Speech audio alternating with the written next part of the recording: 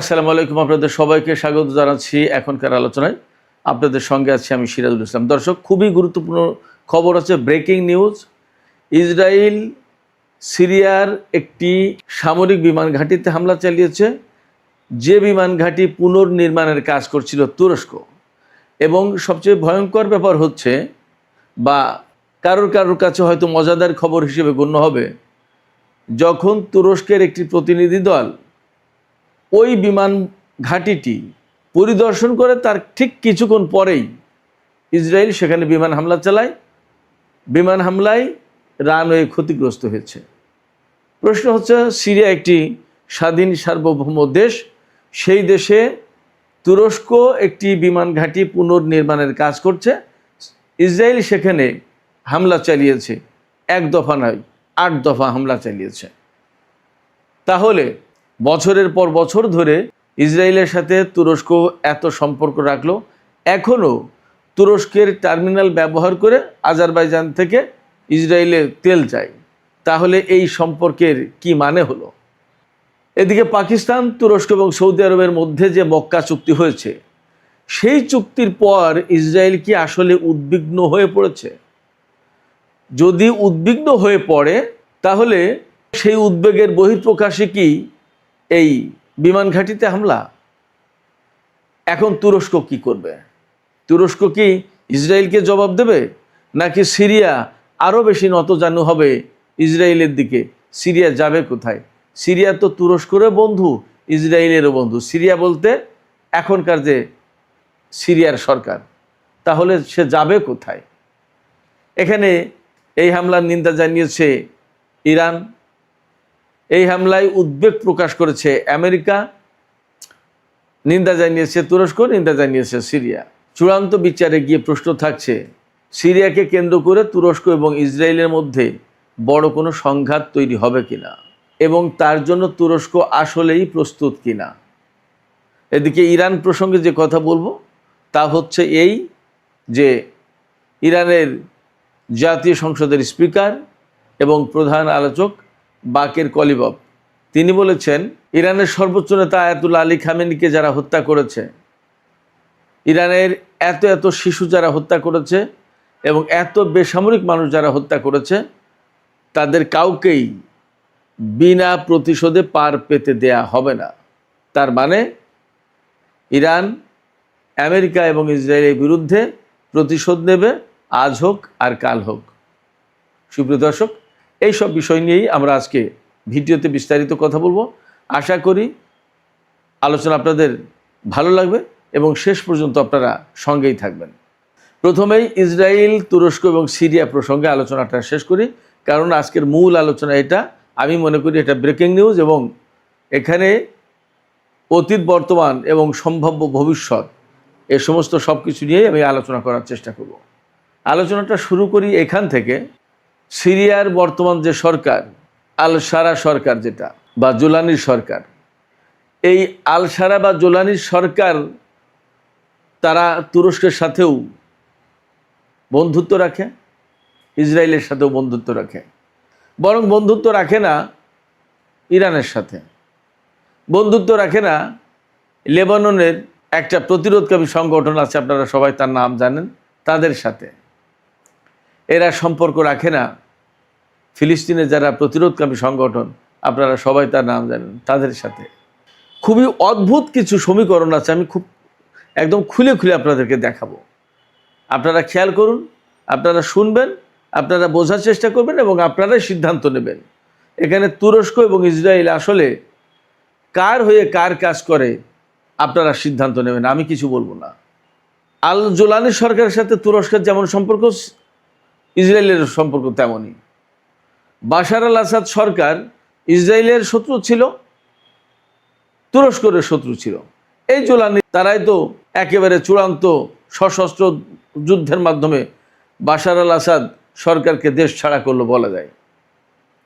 তাহলে কি দাঁড়ালো?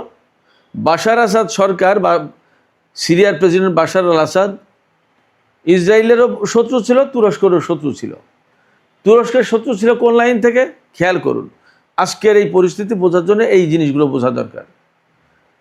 তুরস্কের প্রেসিডেন্ট রজব তাইয়িপ এরদোগান বলতো যে এই বাশার আসাদ সরকার বা তার বাবা হাফেজ আল আসাদ সিরিয়ায় হাজার হাজার মুসলিম ব্রাদারহুডের মানুষ মেরেছে, ইসলামী আন্দোলনের মানুষকে হত্যা করেছে, এবং এরা স্বৈরাচারী সরকার মানুষের রক্তের উপর ক্ষমতায় বসে আছে।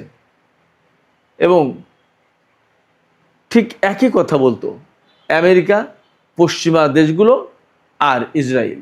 এই কারণে মিশরে যখন হোসনি মুবারকের পতন হলো, মুসলিম ব্রাদারহুডের ক্ষমতা আসার সম্ভাবনা তৈরি হলো এবং পরবর্তীতে ক্ষমতা আসলো, তখন এরদোগান ব্যাপক নড়ে চড়ে বসলো এবং একেবারে সিরিয়া পর্যন্ত মুসলিম ব্রাদারহুডের শাসন কায়েম করে ফেলবে এরকম একটা ভাব নিল।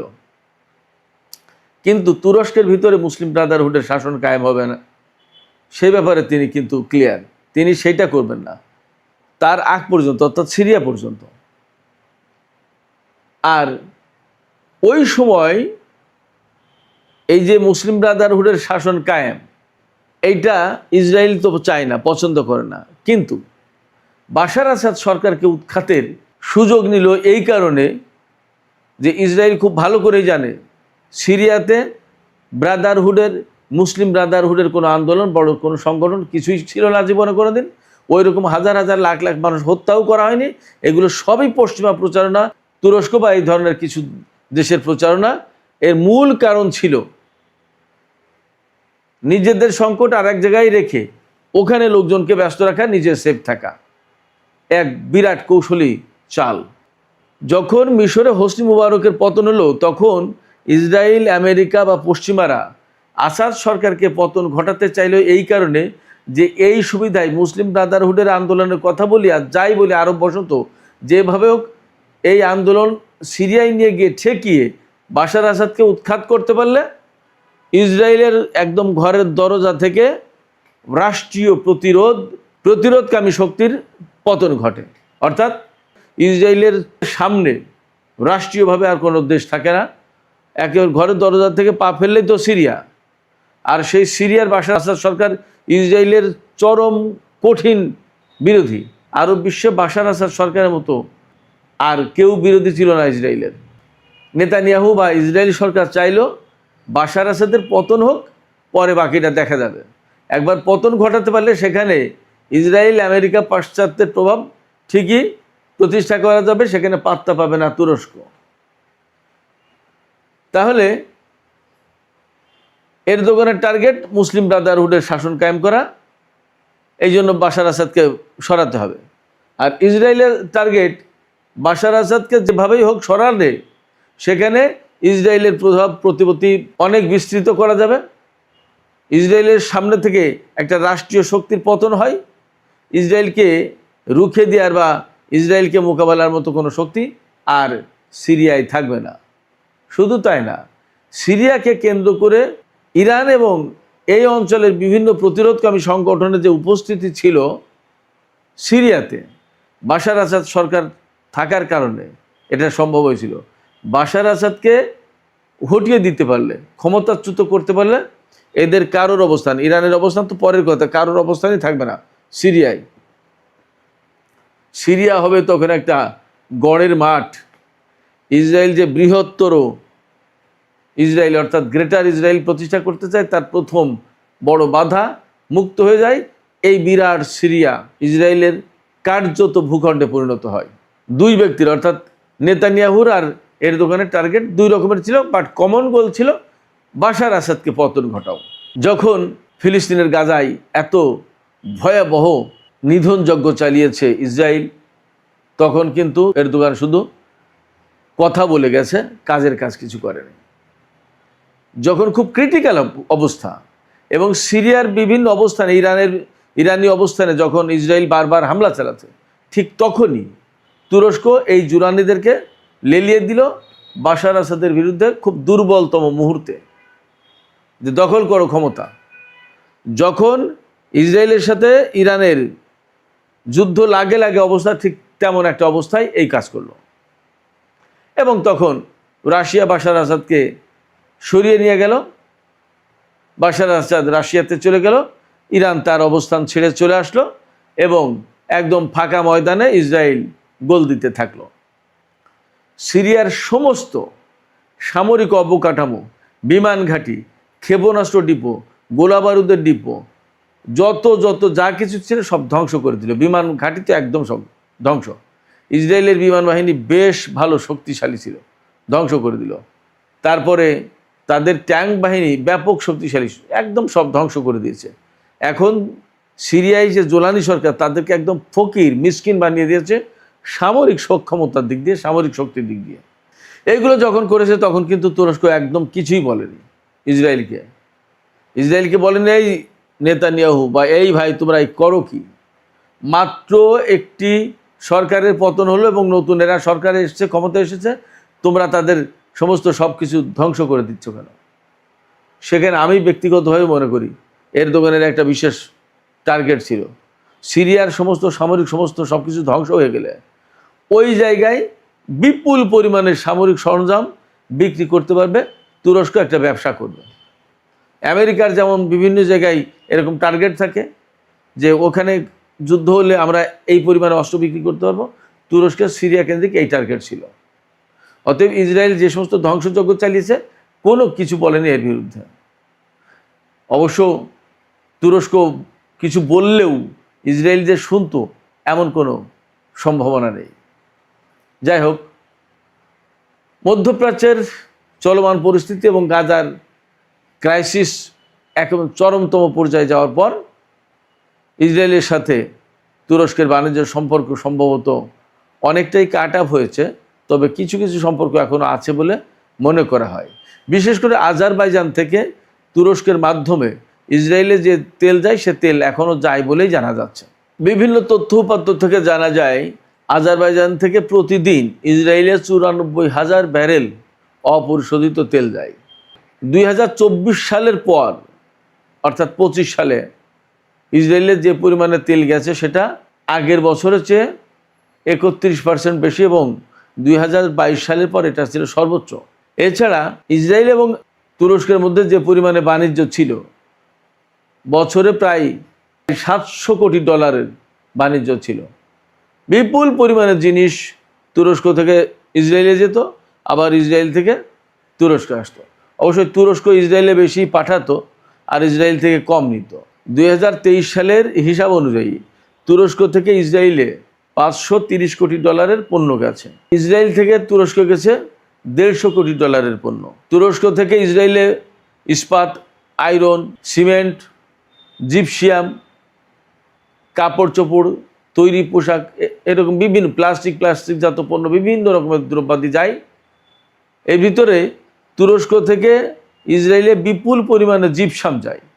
ইসরায়েলে যে জিপসাম প্রয়োজন তার অর্ধেক প্রায় তুরস্ক থেকে যায়। সম্পর্ক 2023, 24, 25 সালেও ছিল, এখন অনেকটা কমেছে। বাট তুরস্কের রজব তাইয়িপ এরদোগান যখন প্রেসিডেন্ট, প্রধানমন্ত্রী, তখন ইসরায়েলের সাথে এইভাবে সম্পর্ক ছিল। সেই ইসরায়েলের সাথে এখন কিছুটা টানাপোড়েন তৈরি হয়েছে, আর এই মক্কা চুক্তির পর আরও বেশি টানাপোড়েন তৈরি হয়েছে মনে হচ্ছে।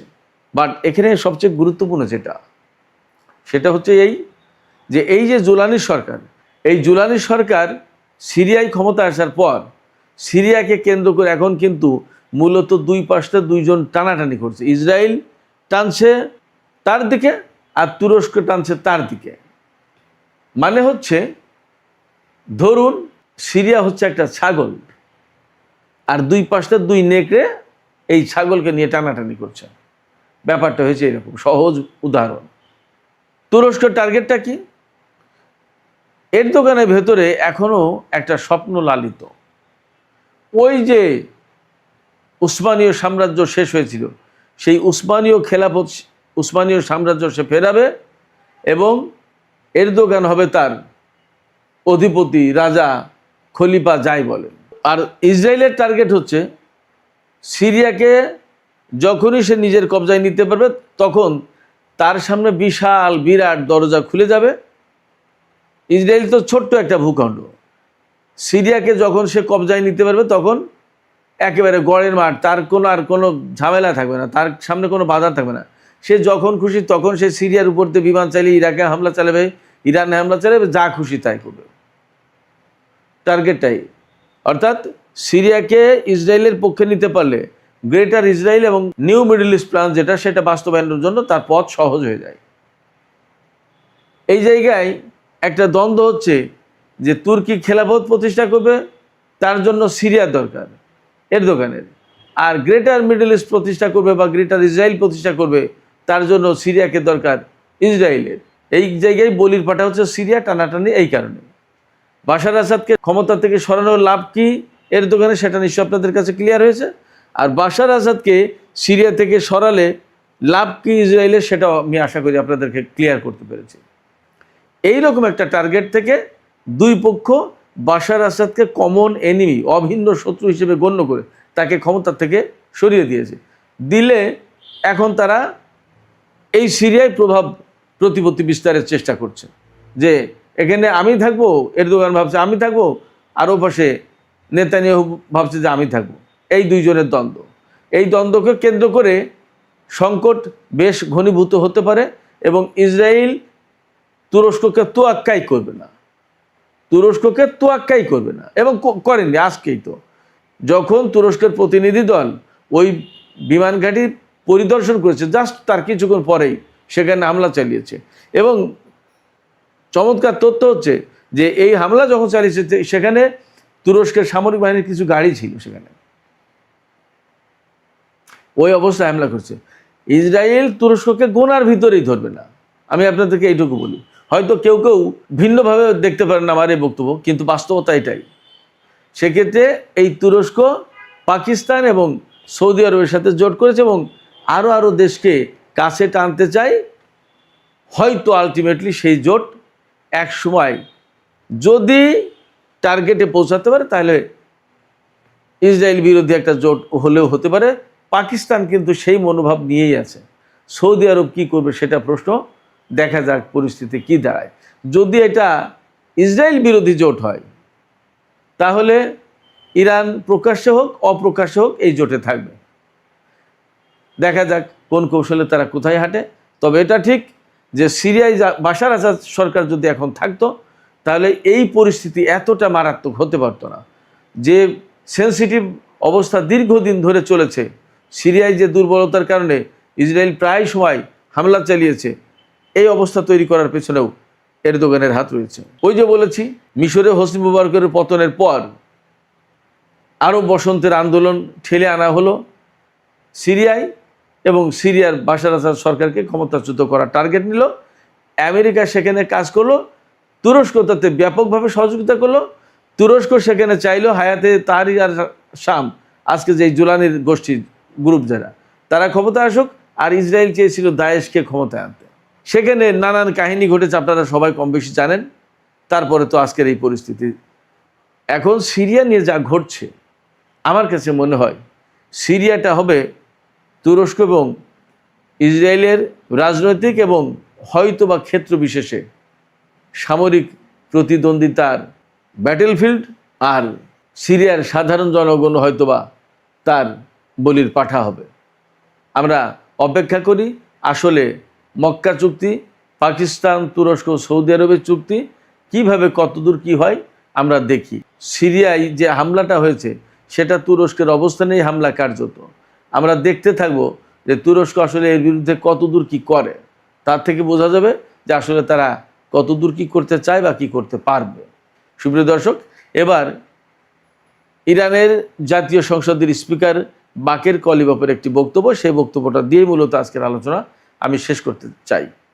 বাকের কলিবাফ বলেছেন যে ইরানের সর্বোচ্চ নেতা আয়াতুল্লাহ আলী খামেনিকে যে হত্যা করা হয়েছে, শহীদ করা হয়েছে, শুধু তাই না, মিনাব স্কুলে 170 জনের বেশি শিশু এবং কয়েকজন টিচার, তাদেরকে হত্যা করা হয়েছে, আমেরিকা এবং ইসরায়েল করেছে। এবং ইরানের ভেতরে আরও বহু সংখ্যক কয়েক হাজার বেসামরিক নাগরিককে হত্যা করা হয়েছে। এর কোনো হত্যা, এদের কারোর রক্ত বিনা শাস্তিতে বৃথা যেতে দেওয়া হবে না, অর্থাৎ বিনা প্রতিশোধে এদের রক্ত মুছে যাবে না।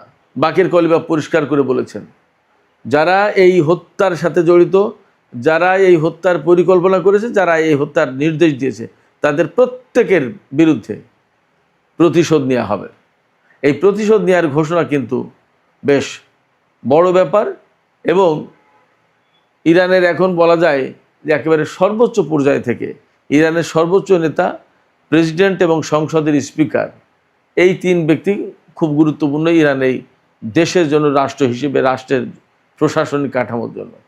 সেই জায়গায় একটি সাংবিধানিক উচ্চ পর্যায় থেকে বাকের কলিবফ এই কথা বলছেন, এই অঙ্গীকার ব্যক্ত করছেন যে যারা এই হত্যা ঘটিয়েছে, যারা এর নির্দেশ দিয়েছে এবং যারা বাস্তবায়ন করেছে, যারা পরিকল্পনা করেছে, তারা কেউ বিনা বিচারে বা বিনা শাস্তিতে পার পাবে না, এদের বিরুদ্ধে প্রতিশোধ নেওয়া হবে। দেখা যাক, আমরা দেখতে থাকি কি হয়। তবে মধ্যপ্রাচ্যের পরিস্থিতি যে ধারণা করা হচ্ছিল আমেরিকা এবং ইরানের যুদ্ধ থামলে হয়তোবা অনেকটা সুস্থির হতো, স্থিতিশীল হতো, ব্যাপারটা মনে হয় সেই রকম হবে না। হ্যাঁ, ব্যাপারটা অনেকটা সেই রকম হতে পারে যদি কিনা এই যে মক্কা চুক্তি হয়েছে, এই চুক্তি যদি সৎ নিয়তে সবাই এক জায়গায় সত্যিকার অর্থে ঐক্য গড়ার চেষ্টা করে এবং মধ্যপ্রাচ্য অঞ্চলের সমস্ত মুসলিম দেশ যদি এই চুক্তির আওতায় আসে, তাহলে ইসরায়েল মধ্যপ্রাচ্যে অবশ্যই অনেক কিছু করতে সাহস বোধ করবে না। কিন্তু সেটা কি পারবে? সেই ঐক্যবদ্ধ কি হতে পারবে? সংযুক্ত আরব আমিরাত, বাহরাইন, কুয়েত, তারা কি এতে আসবে? সৌদি আরবের ভূমিকা কি হবে? পাকিস্তান, তুরস্ক যদি চায়ও, সৌদি আরব কি চাইবে? এইগুলো হলো অনেক বড় বড় প্রশ্ন। এই প্রশ্নের জবাব যতদিন পরিষ্কার না হবে ততদিন আমরা আসলে বলতে পারবো না যে বড় কিছু হতে যাচ্ছে এই মক্কা চুক্তির কারণে। সুপ্রিয় দর্শক, এখনকার আলোচনা এখানে শেষ করতে চাইছি।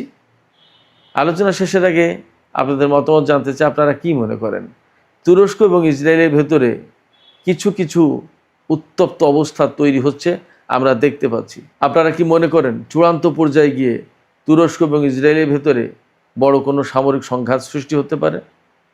আপনাদের মতামত জানিয়ে কমেন্টে লিখতে পারেন। আর ভিডিও ভালো লাগলে লাইক, কমেন্ট, শেয়ার করবেন এবং চ্যানেলটি সাবস্ক্রাইব করে সাথেই থাকবেন।